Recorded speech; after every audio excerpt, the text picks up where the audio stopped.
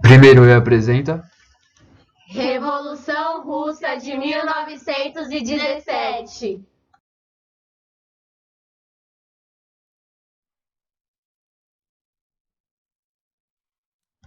Um breve resumo para vocês. A Revolução Russa de 1917 foi um período de conflitos que derrubou a monarquia russa e levou ao poder o partido de bolchevique, de Vladimir Lenin.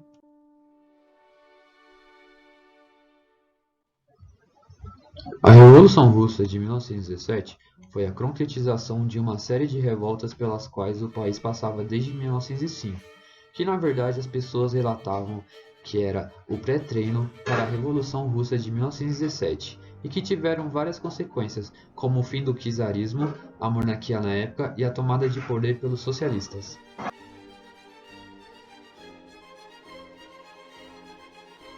Naquele contexto, a Rússia poderia ser chamada de atrasada, pois, em pleno século XX, preservava práticas ainda feudais, que era agrária e dominada por czares e a nobreza.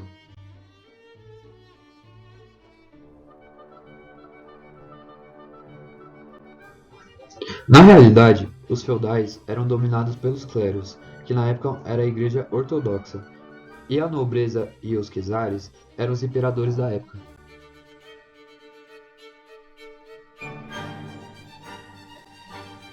As primeiras revoltas que antecederam a Revolução foram contra os privilégios da nobreza e o clero, mas também contra gastos de guerra, contra o Japão naquela época, batalha que a Rússia perdeu.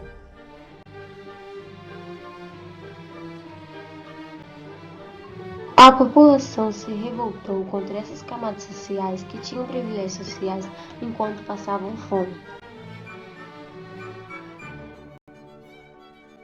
Somou-se a isso a perda da guerra para o Japão em 1905. Olha ele aí novamente. Diante dos grandes gastos bélicos, a população continuava a minguar. Assim aconteceu a Revolução de 2005, como o Wesley disse, um pré-treino para a Revolução de 2017.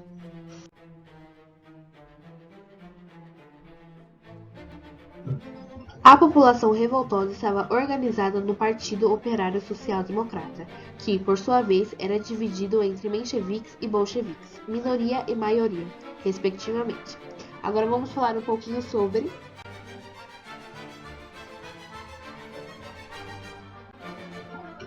mencheviques e bolcheviques.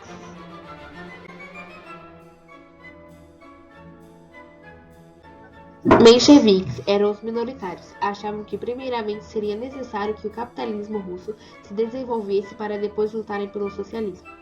Para isso, eram necessárias reformas progressistas, feitas na Duma Parlamento, que seriam lideradas pela burguesia, Revolução Burguesa, contra o czarismo.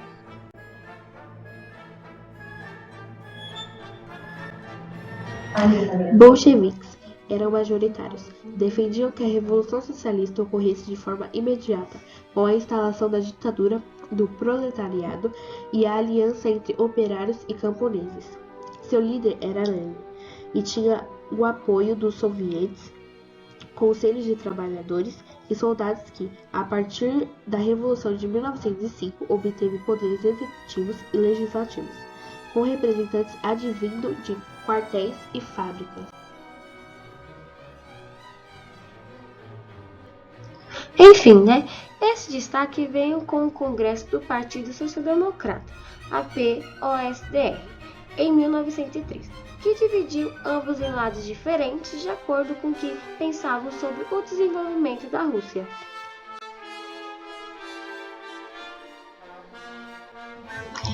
Em 1914, na Primeira Guerra Mundial, a Rússia esteve na Tríplice Entente, junto com a Inglaterra e a França, porém perdeu importantes batalhas.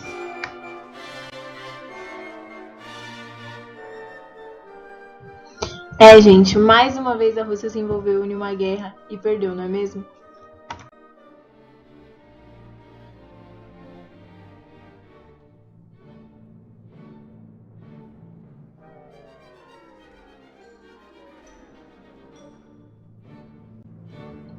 Vivemos as consequências da Revolução Russa como fato histórico até no mínimo 1989.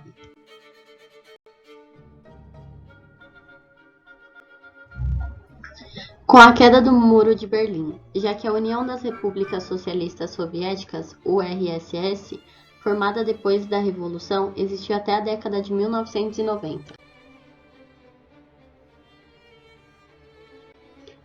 Em anos anteriores, confrontou os Estados Unidos, dividindo o mundo entre socialistas e capitalistas na Guerra Fria, que não foi uma guerra declarada totalmente.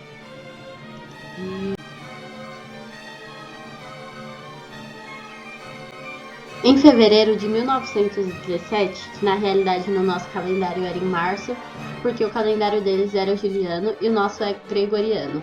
Após grandes rebeliões, aconteceu a renúncia de czar, que assumiu um governo provisório.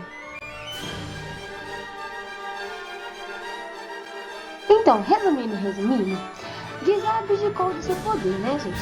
Após tantos problemas, como crise econômica, derrotas em batalhas importantes e reiteradas manifestações da população durante anos que não estava nem um pouco se agradando com o que estava acontecendo, assumiu então o governo provisório, que funcionou como um parlamento liberal europeu.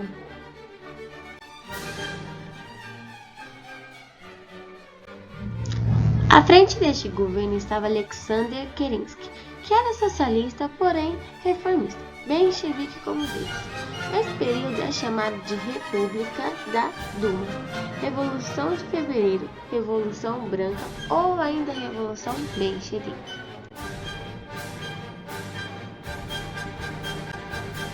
Entretanto, a Rússia não tinha saído da guerra. As pessoas ainda passavam fome, logo seria necessário outras mudanças. Com isso, a oposição dos bolcheviques se fortaleceu nos sovietes, liderado logicamente por Lenin e o tal do Trotsky, que eu não sei pronunciar o nome, mas vocês relevam aí, tudo bonitinho. Sob o lema Pão, Paz e Terra, indicava, além da saída da guerra, a redistribuição da expropriação e divisão das grandes propriedades de terra, a fim de ajustar o fornecimento interno da comida para a população.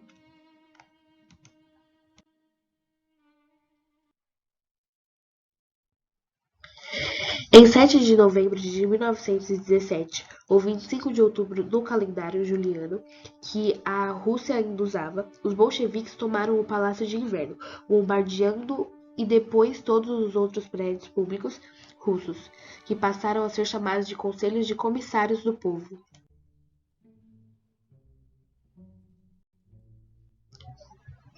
Kerensky, menchevique que estava à frente do governo provisório, fugiu, e assim teve início o governo bolchevique, cuja primeira publicação oficial foi Apelo aos Trabalhadores e Camponeses, de Lenin, primeiro governante revolucionário. Por meio dela foi dado todo o poder aos sovietes.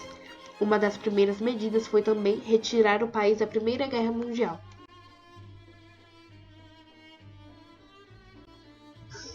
Várias medidas foram adotadas na economia. A Rússia também se retirou da Primeira Guerra Mundial. Porém, os opositores da Revolução organizaram o exército e ocorreu uma guerra civil na Rússia.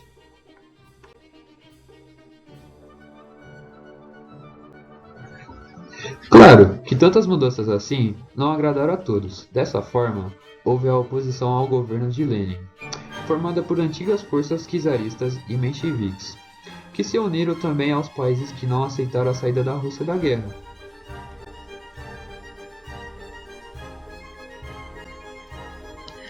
Após a Guerra Civil, visando a unificação e coesão, foi formada a União das Repúblicas Socialistas Soviéticas, URSS, que perdurou até 1991, porém, já com ideias muito diferentes dos revolucionários de 1917.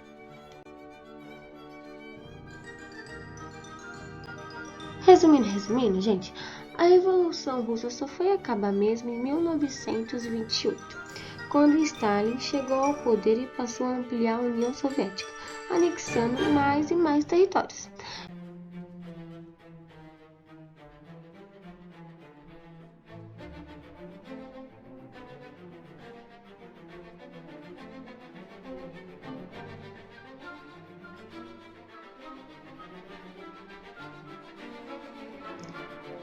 Então esse foi o nosso trabalho sobre a Revolução Russa de 1917, né?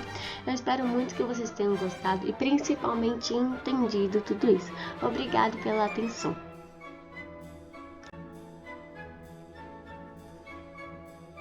He's only this big. How many diapers could he possibly use? Oh, that's not so much. So...